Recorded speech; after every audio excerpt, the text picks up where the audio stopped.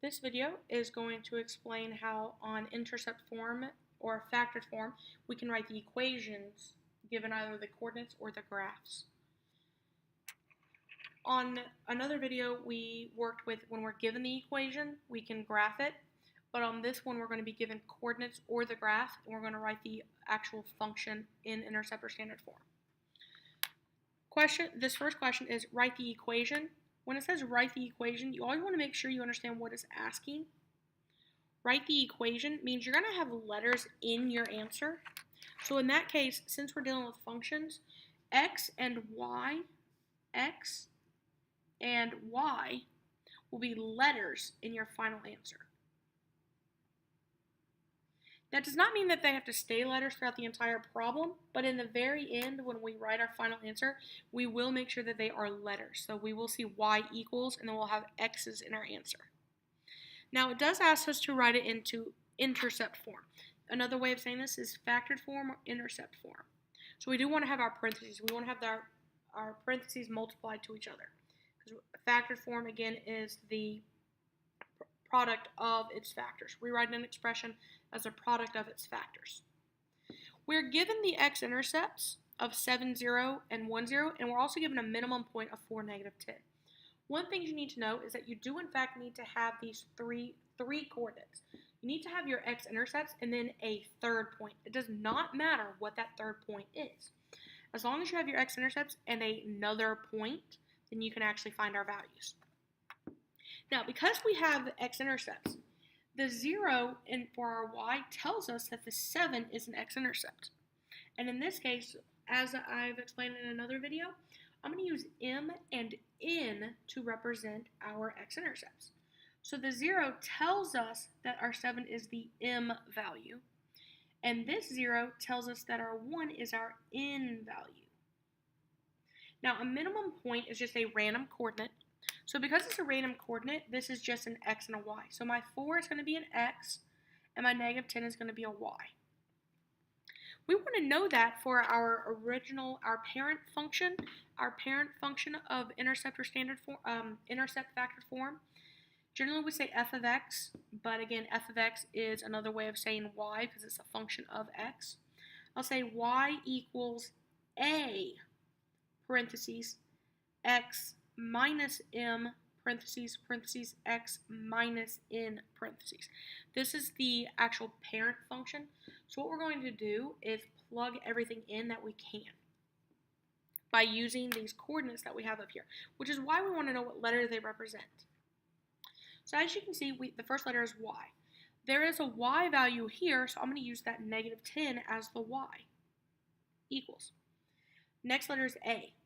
I do not have what a is up here, so that means I don't know what it is, so I have to put the letter a. Parentheses, x.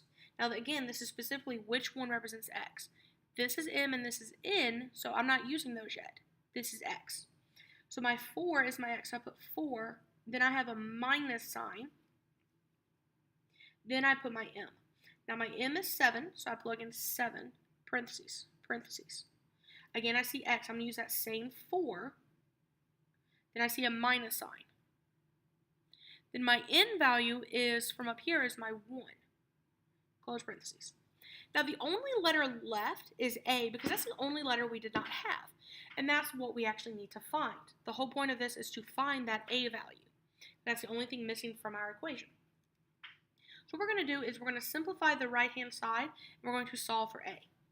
So my negative 10 is alone, so I'm going to leave negative 10 equals a parentheses.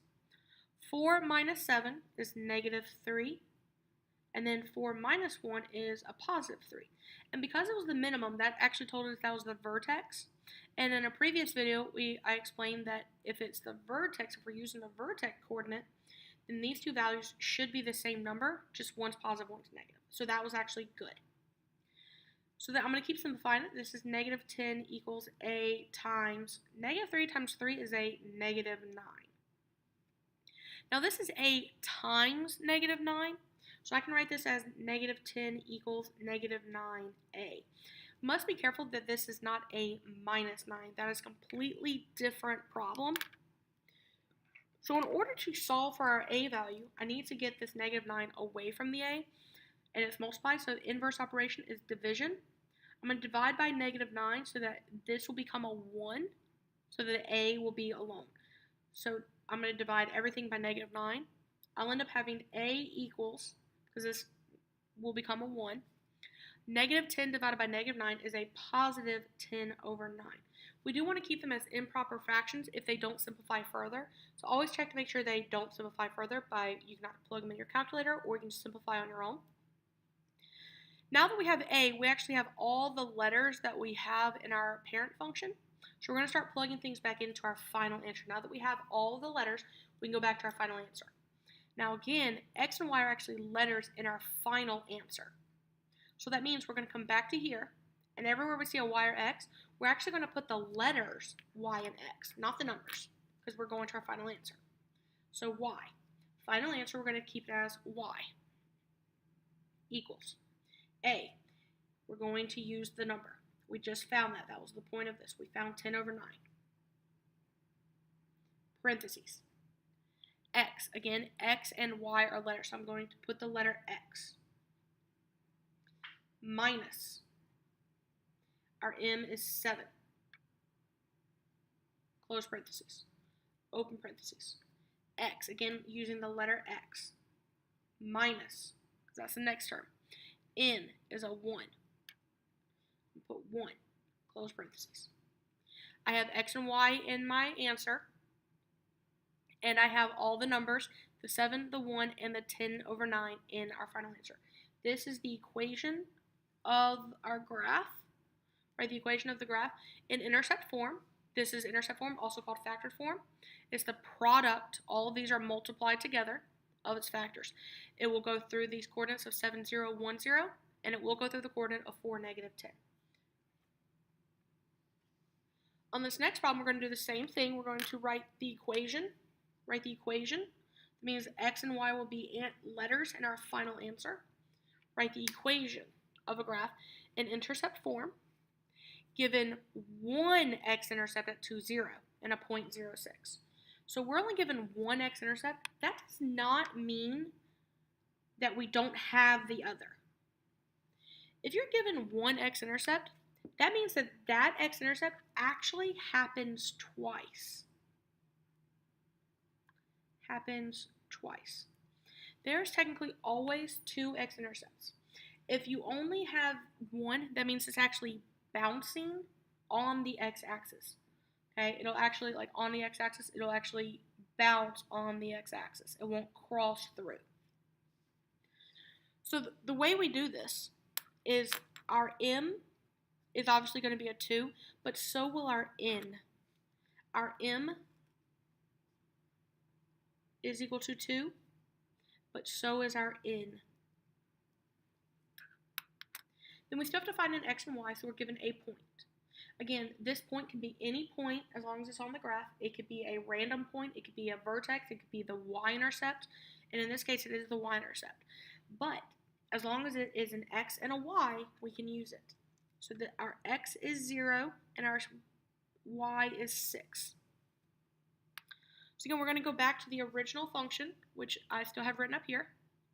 So my y value for this problem is 6 equals.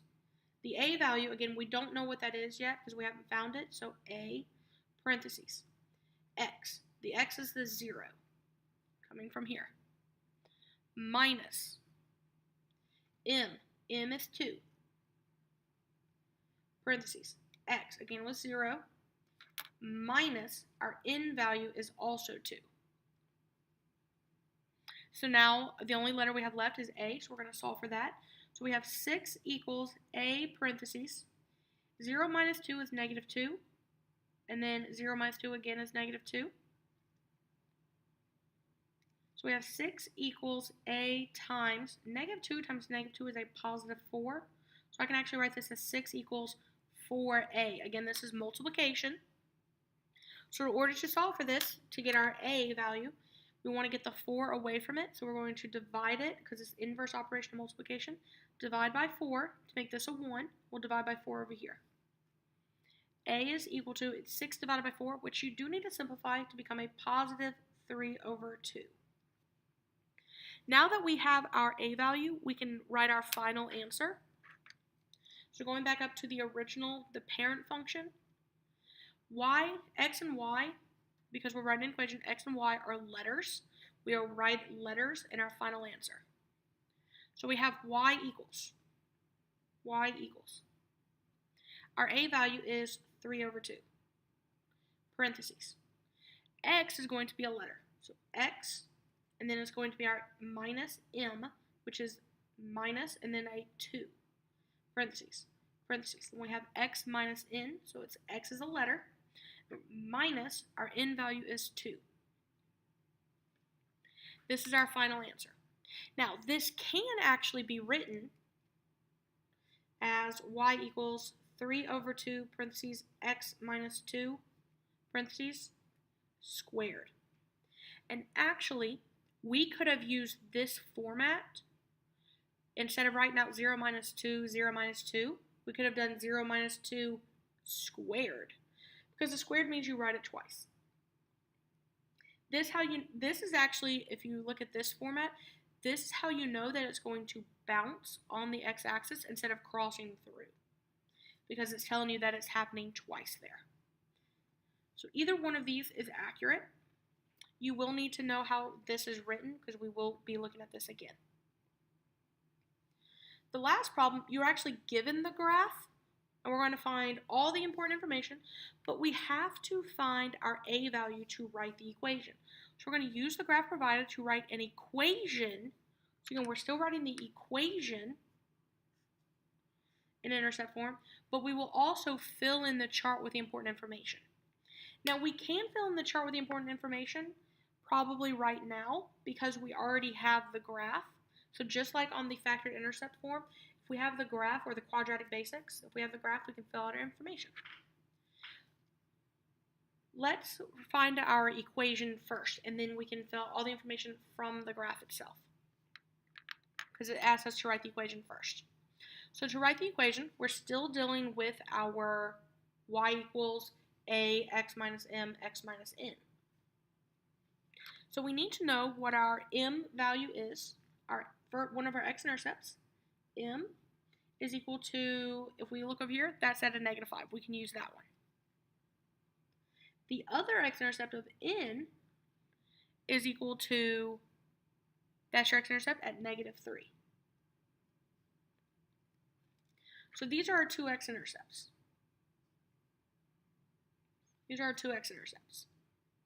We also need an x and a y value. So that means just any coordinate that's on this graph. Now I want to make sure it is truly on the graph, and I want to make sure I can easily find that value. So you can see right here the vertex is going to be at negative 4 and a positive 1. That's a good coordinate we can use. You can also see this coordinate right here. It's at negative 2 and then negative 3. That can also be used. I will use the vertex in this case. Not for any specific reason. I'm just going to use the x and y from the vertex.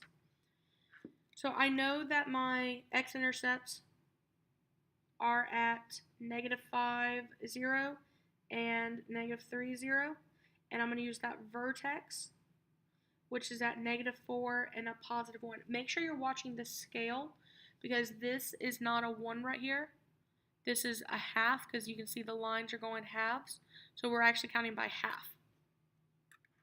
So since we have a vertex, the x is equal to a negative 4 and the y is equal to a 1. We're going to plug them back into the parent function, this same function right here, to find our a value. The y value that we're going to use is 1. So 1 equals. We don't have an a, parentheses. Our x value is negative 4. Then it'll be minus a negative 5. Then we're going to have parentheses. Our x value again is negative 4 minus the n value is negative 3.